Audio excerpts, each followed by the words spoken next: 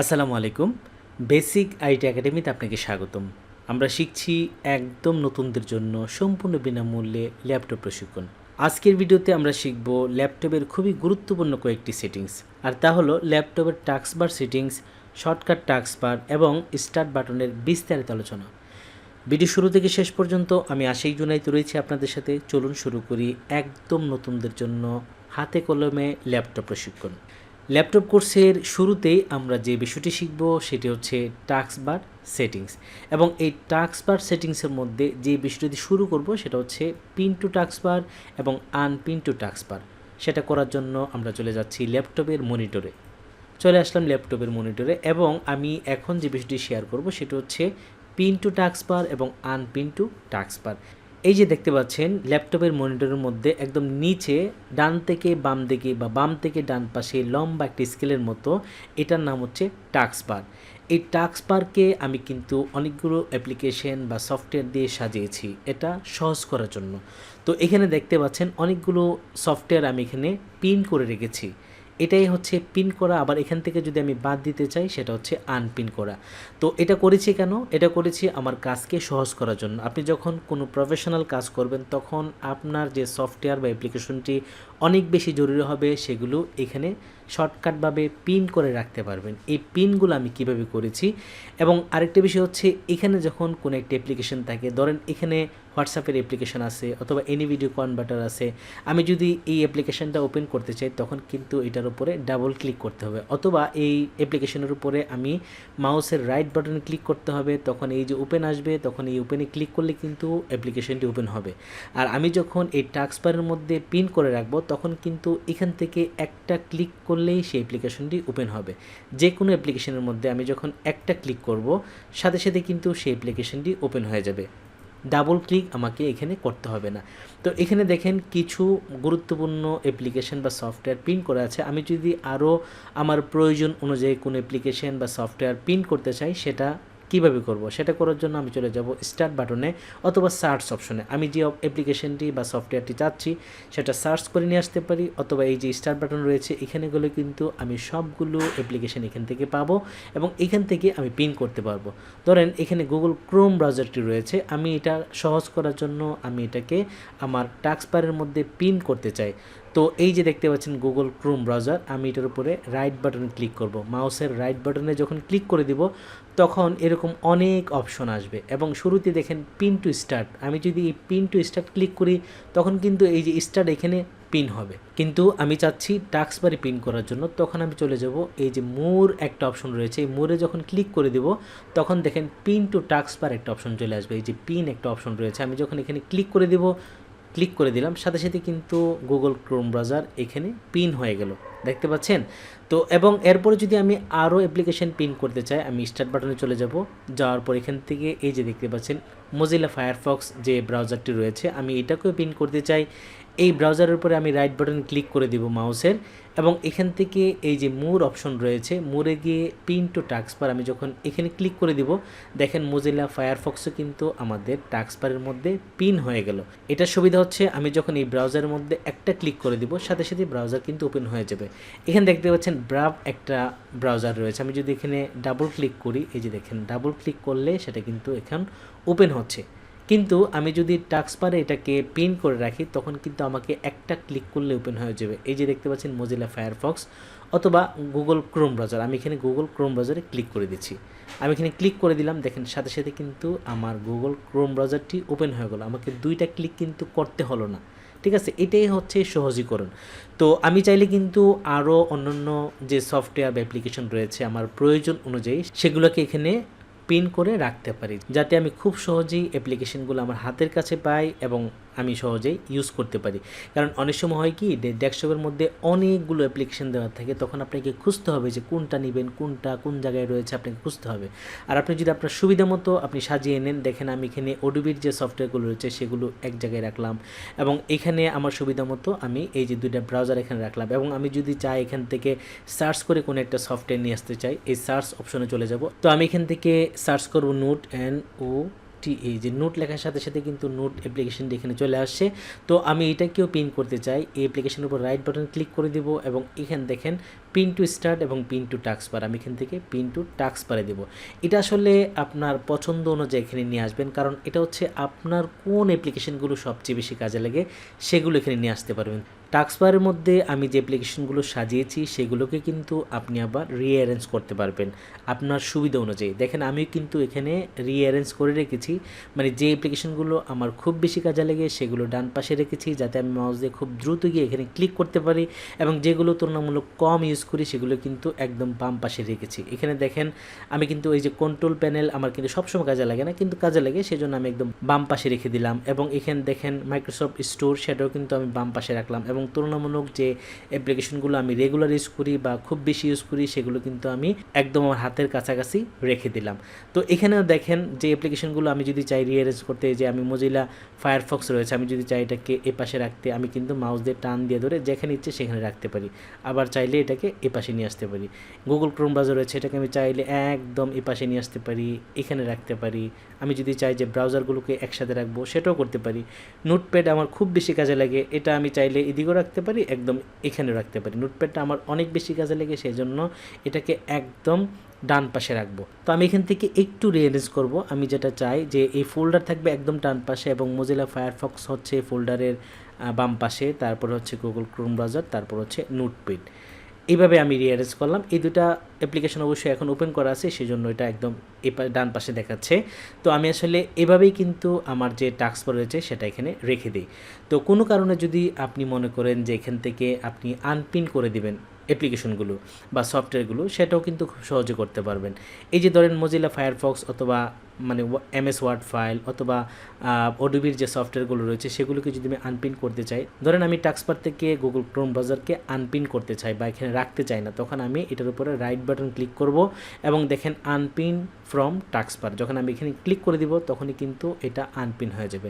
ধরুন আমি নোটপ্যাডটাকে আনপিন করতে চাই, তখন আমি এটার উপরে রাইট বাটন ক্লিক করে দিব, মাউস দিয়ে রাইট বাটন যখন ক্লিক করে দিব তখনই কিন্তু আনপিন ফ্রম টাস্কবার একটা অপশন চলে আসবে, আমি এখানে ক্লিক করে দিব তখনই কিন্তু এটা আনপিন হয়ে এখান থেকে চলে যাবে। আশা করি এই টাস্কবারের মধ্যে যে কোনো অ্যাপ্লিকেশন বা সফটওয়্যারকে আপনি খুব সহজেই পিন করতে পারবেন, সেটা স্টার্ট বাটন হোক অথবা সার্চ করে কোনো অ্যাপ্লিকেশন নিয়ে এসে সেটাকে আপনি পিন করতে পারবেন এবং চাইলে এখান থেকে আনপিন করতে পারবেন, এবং পিন করার পর আপনি চাইলে এটাকে রিঅ্যারেঞ্জ করতে পারবেন। ল্যাপটপ কোর্সের এই পর্যায়ে আমরা যে বিষয়টি শিখব সেটা হচ্ছে মুভ দ্য টাস্কবার এবং লক দ্য টাস্কবার। এই দুইটা বিষয় আমরা এখন শিখব। আমরা চলে যাচ্ছি ল্যাপটপের মনিটরে, এবং মনিটর আসার পর আমরা দেখতে পাচ্ছি আমাদের টাস্কবারটি কিন্তু নিচে সেট করা আছে। আমি যদি চাই যে এই টাস্কবারটিকে মুভ করে ডান পাশে নিতে অথবা উপরে নিতে অথবা বাম পাশে নিতে, সেটা কিন্তু আমি করতে পারবো। আর এই টাস্কবার যদি আমার ইচ্ছে মতো আমি অন্যদিকে সরাতে চাই, তখন এই টাস্কবারের উপরে মাউস দিয়ে লেফট বাটনে ক্লিক করে চাপ দিয়ে ধরে আমি যদি উপর দিকে নিয়ে যাই, এই যে দেখতে পাচ্ছেন উপর দিকে চাপ দিয়ে ধরে নিয়ে গেলাম, এখন কিন্তু আমার টাস্কবার যেটা রয়েছে সেটা কিন্তু একদম মনিটরের উপরে সেট হয়ে গেল। ঠিক আছে, আপনারা দেখতে পাচ্ছেন আমার নিচে কিন্তু এখন টাস্কবার নেই, জাস্ট আমি মাউসের লেফট বাটনে ক্লিক করে মানে চাপ দিয়ে ক্লিক করে টান দিয়ে উপরে নিয়ে গেলাম, এটা কিন্তু উপরে চলে গেল। আবার যদি এটাকে মনে হয় যে আমি ডান পাশে নিয়ে আসবো, চাপ দিয়ে ধরে আমি ডান পাশে এই যে এখানে রাখবো, এটা কিন্তু এই পাশে সেট হয়ে যাবে। আবার যদি মনে হয় যে না আমি এখান থেকে এটা ডান পাশে নিয়ে আসবো, সেটাও করতে পারি। খুব সিম্পল, আমি উপরে নিতে চাইলে উপরে নেব, আমি চাইলে ডান পাশে নিতে পারি, আমি চাইলে বাম পাশে নিতে পারি, আবার চাইলে আমি এটাকে নিচে নিয়ে যেতে পারি। তো এটা কিন্তু আপনার পছন্দ অনুযায়ী আপনি টাস্কবারটাকে যেভাবে ইচ্ছে বা যে সাইডে ইচ্ছে সেখানেই আপনি টাস্কবারটাকে রাখতে পারেন। তো সবসময় কিন্তু নর্মালি যে স্ট্যান্ডার্ড যে ফরম্যাট বা স্ট্যান্ডার্ড যে রাখা সেটা হচ্ছে নিচেই কিন্তু আমরা এটাকে ইউজ করতে দেখি, কিন্তু আপনি যদি মনে করেন এটাকে চেঞ্জ করবেন সেটা কিন্তু চেঞ্জ করতে পারবেন। তো আরেকটা বিষয় হচ্ছে লক দ্য টাস্কবার, এটা কিন্তু আনলক করা আছে, যার জন্য কিন্তু আমি টাস্কবারটাকে চাপ দিয়ে ধরে এদিক সেদিক ডানে বামে উপরে নিচে নড়াচড়া করতে পারছি। তো আমি যদি এটাকে লক করে দিই তখন কিন্তু এটাকে আপনি চেঞ্জ করতে পারবেন না। দেখেন, তো এই টাস্কবার যদি আমি লক করতে চাই তখন এই টাস্কবারের উপরে মাউসের রাইট বাটন ক্লিক করে দিব এবং এখানে দেখেন লক দ্য টাস্কবার একটা অপশন রয়েছে, আমি যদি এটাকে ক্লিক করে দেই, এখন আবার রাইট বাটন ক্লিক করে দেখি এই যে লক দ্য টাস্কবার, এখানে কিন্তু একটা টিক চিহ্ন চলে আসছে। এখন কিন্তু আমি যতই টানাটানি করি আমার এই টাস্কবার কিন্তু চেঞ্জ হবে না বা কোনো দিকে যাবে না। ঠিক আছে, আপনি যদি নড়াচড়া করতে হয় তাহলে অবশ্যই টাস্ক বারের উপরে আগে রাইট বাটন ক্লিক করবেন এবং লক দ্য টাস্ক বার এই যে অপশনটা রয়েছে টিক চিহ্ন, এখানে যখন একটা ক্লিক করে দিবেন তখনই কিন্তু এই যে টিক চিহ্নটা চলে যাবে। এই যে দেখেন এখানে কিন্তু টিক চিহ্ন নাই। আর এখন যদি আপনি এটাকে টানাটানি করেন বা নড়াচড়া করাতে চান তখন কিন্তু আপনি যে কোনো জায়গায় এটাকে নড়াচড়া করতে পারবেন। এই যে আমি উপরে নিয়ে আসছি, আবার চাইলে আমি এটাকে নিচে নিয়ে আসতে পারবো, ঠিক আছে? তখন কিন্তু ভালোই লাগবে, আপনি মাঝে মাঝে চেঞ্জ করে দেখবেন।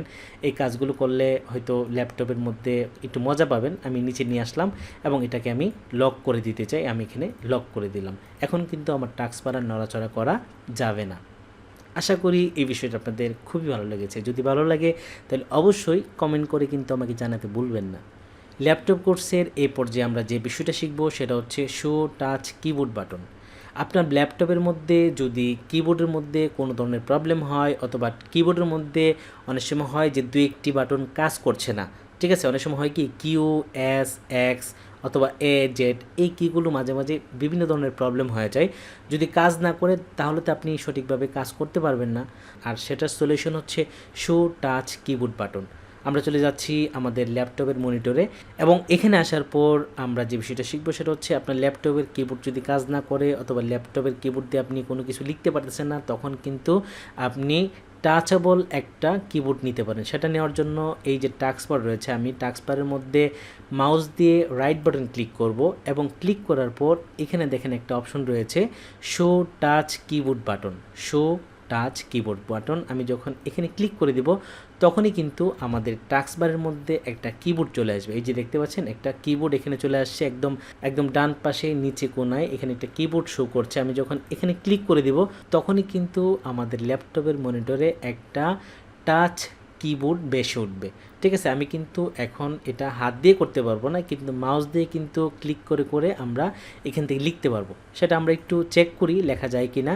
তো কিবোর্ডটা চেক করার জন্য আমি এখান থেকে নোটপ্যাড যে অ্যাপ্লিকেশন রয়েছে সেটাকে ওপেন করে নিচ্ছি। টাইপ করার জন্য আমি নোটপ্যাড অ্যাপ্লিকেশন ওপেন করলাম এবং এখন আমি এই যে দেখতে পাচ্ছেন টাচ কিবোর্ড এখানে ক্লিক করে দিলাম এবং এটা কিন্তু ওপেন হয়ে গেল। তো আমি যদি এখন এবিসিডি লিখি A B C D E F G H I J K L M, দেখছেন এবিসিডি কিন্তু সব আছে। আমি এখন যে কোনো বিষয় লিখতে পারবো। যেমন আমি যদি নিচের লাইনে যাই তো আমি ইন্টারে চাপ দিলাম এবং নিচে চলে গেলাম এবং এখানে যদি আমি যে কোনো শব্দ লিখতে চাই বি ডাবল ও কে বুক লিখলাম এবং এরপর যদি স্পেস দেই এবং এখানে কিন্তু আরেকটা সুবিধা আছে লেখার জন্য। যেমন আমি মোবাইলের মধ্যে যেভাবে লিখলে মোবাইল আমাকে কিন্তু সাজেস্ট করে আমি আসলে কী লিখতে যাচ্ছি, আমি প্রথম অক্ষর লেখার সাথে সাথে কিন্তু অনেকগুলো শব্দ আমার সামনে চলে আসে। ঠিক সেমভাবে এখানে কিন্তু সেই ফেসিলিটি আপনি পাবেন। ধরেন আমি এখানে এম লিখলাম, এম লেখার সাথে সাথে এম দিয়ে আসলে কী চাচ্ছি দেখেন মি, মানডে, মার্কেট, মাস্টার, মাই অনেকগুলো শব্দ কিন্তু এখানে আমাকে সাজেস্ট করছে। আমি এখানে যে শব্দটা ইচ্ছে সেই শব্দটা কিন্তু এখান থেকে লিখতে পারি। আমি এখান থেকে মার্কেট দিয়ে দিলাম। তারপরে এখানে যদি আমি বি লিখি, বি দিয়ে আসলে কী কী হতে পারে এই যে আমি ব্যাংক দিয়ে দিলাম। এটা কিন্তু খুব সহজ একটা সুবিধা যাতে আমার টাইপ করাটা আরও সহজ হয়। তো আমরা চাইলে আমরা কিন্তু এই কিবোর্ড দিয়ে আমাদের যে প্রবলেম কিবোর্ডের কাজটা চালিয়ে নিতে পারবো। আশা করি এটা আপনাদের কাছে খুব ভালো লেগেছে। আমি এটাকে ক্লোজ করে দিচ্ছি এবং এটাকেও ক্লোজ করে দিচ্ছি এবং আমি যদি এই কিবোর্ডটাকে এখানে রাখতে চাই রাখতে পারি, আবার চাইলে এখান থেকে বাদও দিয়ে দিতে পারি। বাদ দেওয়ার জন্য আমি চলে যাব ওই টাস্ক বারের মধ্যে মাউসের রাইট বাটন ক্লিক করে দেব এবং এই যে দেখতে পাচ্ছেন শো টাচ কিবোর্ড বাটন, আমি এই যে টিক চিহ্ন দেওয়া আছে এটাকে উঠিয়ে দিতে চাই। এটার উপর একটা ক্লিক দিয়ে দিব, সাথে সাথে কিন্তু দেখেন আমার যে কিবোর্ড ছিল এখানে এটা কিন্তু এখান থেকে চলে গেল। আবার চাইলে আমি এখান থেকে নিয়ে আসতে পারবো। ল্যাপটপ কোর্সের এ পর্যায়ে আমরা যে বিষয়টা শিখবো সেটা হচ্ছে নিউজ অ্যান্ড ইন্টারেস্ট।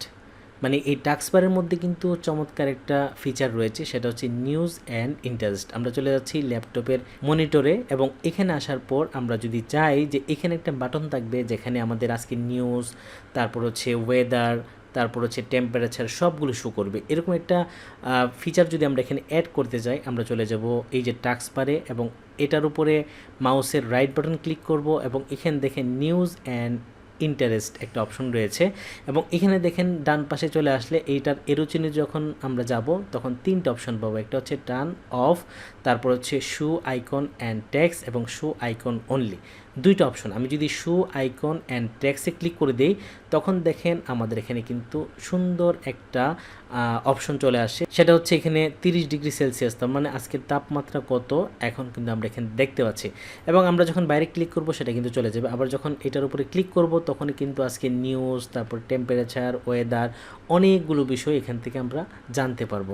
তো এটার কিন্তু আরেকটু অপশন রয়েছে। আমি যখন আবার রাইট বাটন ক্লিক করে দেব এবং নিউজ অ্যান্ড ইন্টারেস্টে চলে যাব এবং শো আইকন অনলি এটাতে ক্লিক করে দেব, শুধু আইকনটা এখানে দেখাবে। এখন কিন্তু রাত, একটা চাঁদের ছবি দেখাচ্ছে, ঠিক আছে, চাঁদের উপরে যে মেঘ যাচ্ছে সেটা কিন্তু আমরা দেখতে পাচ্ছি।